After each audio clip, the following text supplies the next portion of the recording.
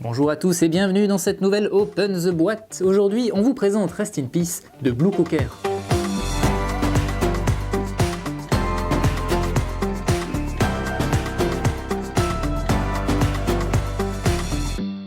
Rest in Peace, c'est un jeu de Fabien Gridel, illustré par Anna Itzig. C'est un jeu exclusivement pour 2 joueurs, où vous allez incarner des fantômes, et votre objectif va être d'essayer de remporter un maximum de batailles en hantant les demeures de vos ancêtres. Voilà, c'est un jeu avec une petite boîte plutôt sympathique, puisqu'on voit qu'autour, ici, on a des petites anecdotes, notamment ici une anecdote sur un chien qui hante un cimetière à Édimbourg. On commence tout de suite avec les règles du jeu. Il y a 2 petits livrets, une règle en anglais, une règle en français. Les règles sont très simples, le livret est très bien construit, on a des exemples, voilà, on a la mise en place du jeu, et à la fin du livret, on a tout le descriptif des cartes médium. Les cartes médium, je vais vous expliquer très rapidement ce que c'est. Je vous le disais, il va falloir hanter des demeures, donc vous allez avoir soit des petits manoirs, comme ça, tranquille, ce sont des jetons jaunes, soit des châteaux, qui sont les jetons rouges.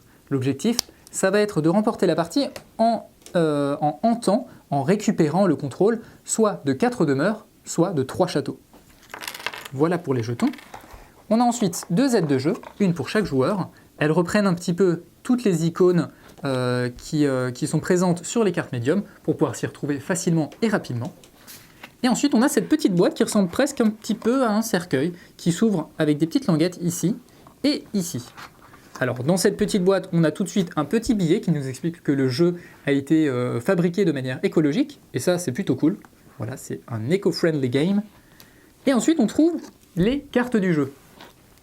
Alors, parmi ces cartes, on va retrouver des cartes bleues pour un joueur, c'est des cartes qui sont numérotées de 1 à 6, et des cartes vertes pour l'autre joueur, pareil, numérotées de 1 à 6. Ça va être comme une bataille, on va mettre des cartes, celui qui a la valeur la plus élevée va remporter la bataille.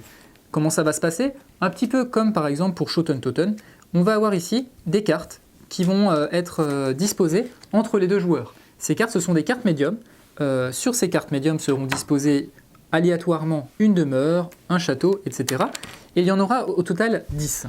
Là, j'en mets 4 pour que vous puissiez voir un petit peu comment ça se passe. À mon tour de jeu, je vais pouvoir poser une carte devant la première ligne de la rivière. Mon adversaire va faire de même. Et une fois que nous n'avons plus de cartes, eh bien, on résout la bataille.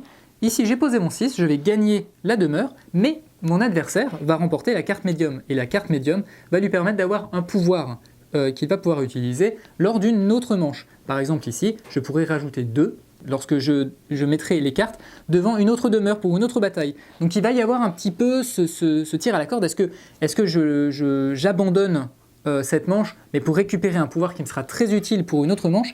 Et des cartes médium comme ça, il y en a une petite trentaine. On va en jouer 10 à chaque partie, donc il y a vraiment de quoi renouveler toutes les parties. Voilà, donc je vous montre encore un petit peu les illustrations de Anna Itzig, qui est bien connue pour avoir fait beaucoup d'illustrations dans le monde du jeu de société.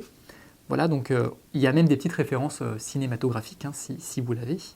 Donc c'est très joli, vraiment, c'est super chouette. Il y a même un cocker, voilà, le Blue Cocker de l'éditeur. Donc c'est très beau, c'est très chouette, c'est pour des petites parties de 15 minutes, et c'est Rest in Peace chez Blue Cocker. Et bien sur ce, on vous fait des bisous, on vous dit à la prochaine, et puis ciao.